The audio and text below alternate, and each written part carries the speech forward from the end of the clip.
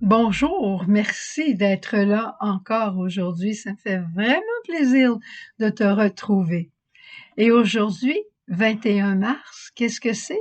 Le début du printemps. Qu'est-ce qu'on fait au printemps? On fait du ménage, on nettoie, on met de l'eau partout, on a une senteur nouvelle et c'est une vie nouvelle et on écoute les petits oiseaux puis on a hâte que les crocus et les tulipes sortent. Pas vrai? Eh bien, c'est un peu ça aussi dans notre vie spirituelle. L'eau, c'est le thème de la liturgie d'aujourd'hui. On va le voir ensemble. L'eau du sacrement du pardon, c'est certain que je vais t'en parler.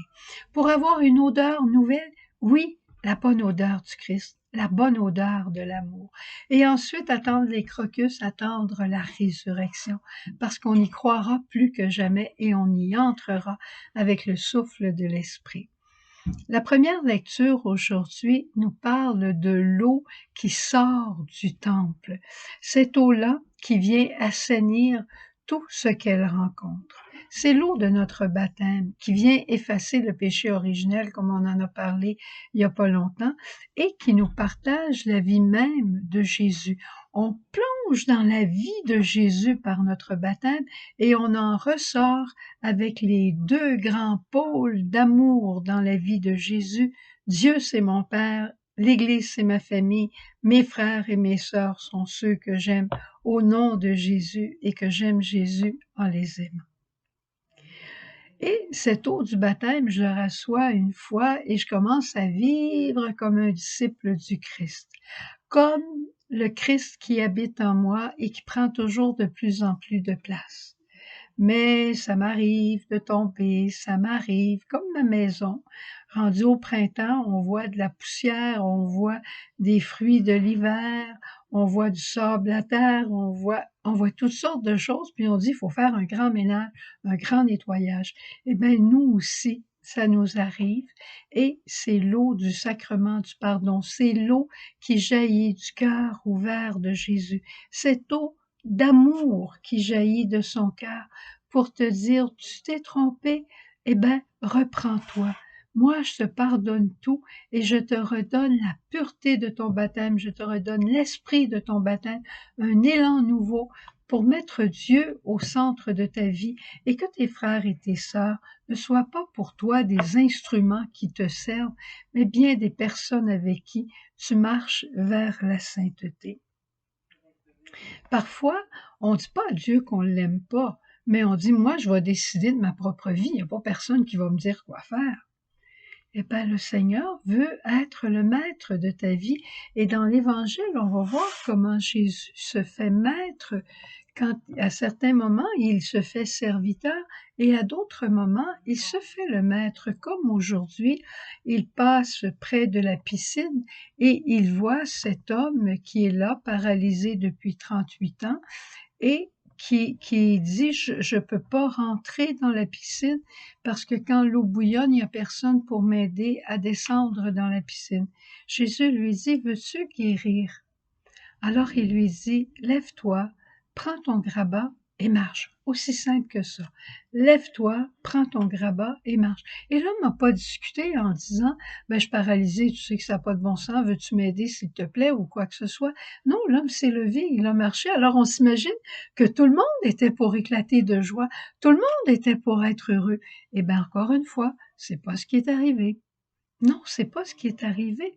Et particulièrement, on voit les pharisiens, on voit les docteurs de la loi qui s'opposent à ce que Jésus ait guéri un homme le jour du sabbat.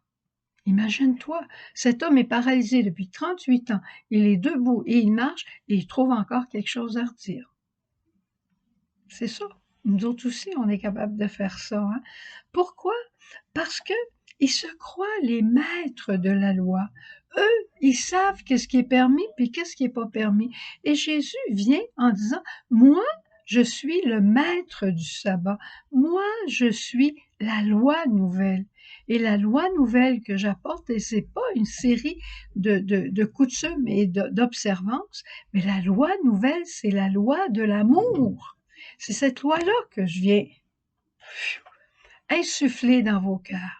Et là, les pharisiens sont complètement déstabilisés et on n'aime pas être déstabilisé, on n'aime pas être dérangé. Moi, j'entends souvent des personnes qui disent le bon Dieu à l'église, j'ai pas de problème avec lui, mais qui viennent pas dans ma maison me dire quoi faire. Ça le regarde pas, ça me regarde moi. Pas vrai? Alors, si tu es d'accord avec moi, on a besoin de réalignement. On a besoin d'un bon ménage intérieur pour remettre Dieu au centre de notre vie comme celui qui peut nous dicter un chemin parce que ce chemin-là, c'est un chemin de bonheur. Et si Jésus le fait, il le fait au prix de sa vie.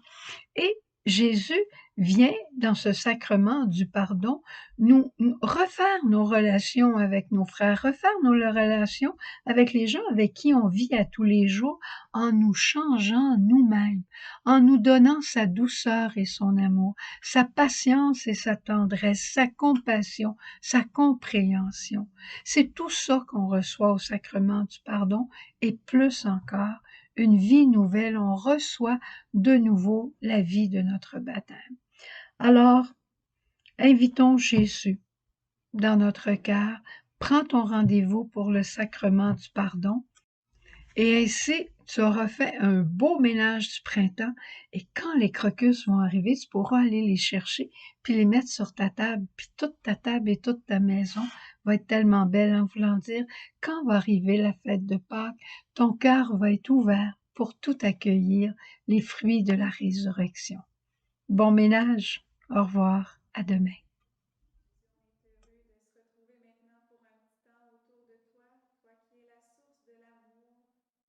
je te remercie maintenant de nous envoyer en mission, de remplir nos cœurs pour qu'on puisse manifester ces gestes d'amour au quotidien. Et on veut commencer par ce signe de la croix, Jésus, parce que c'est le plus grand signe de ton amour. Au nom du Père, et du Fils, et du Saint-Esprit. Amen. Soyons porteurs de l'amour, visage du Père. Disons oui au quotidien, vivons dans l'amour. Dieu le Père nous choisit pour être famille. C'est à nous de la bâtir par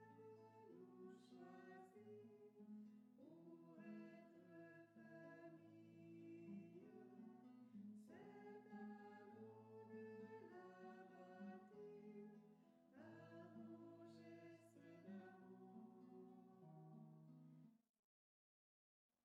Jésus, merci de nous donner des frères et des sœurs à aimer.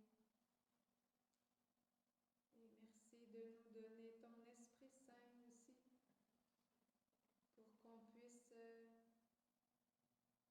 trouver de nouvelles façons de dire, de manifester notre amour.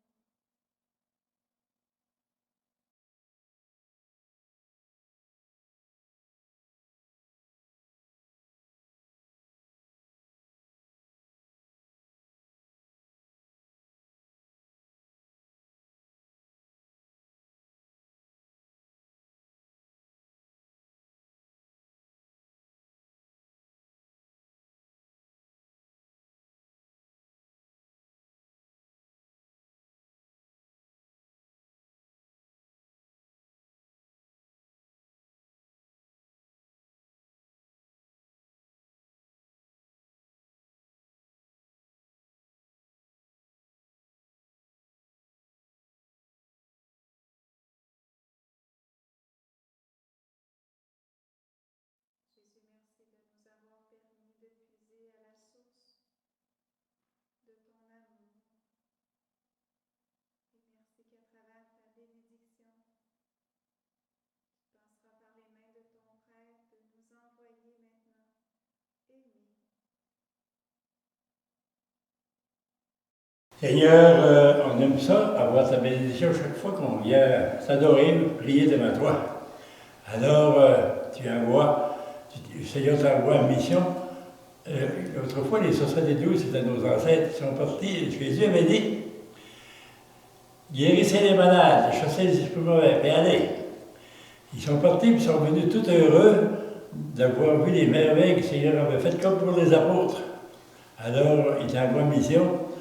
À travers la bénédiction, je vais demander que le Seigneur t'accorde les mêmes grâces que les 72 premiers qui sont partis en mission, afin que tu reviennes tout heureux ou heureuse d'avoir vécu les mêmes événements que les apôtres, la même voie, que les disciples ont vécu cette semaine-là. On a du Père et du Fils et du Saint-Esprit. Amen.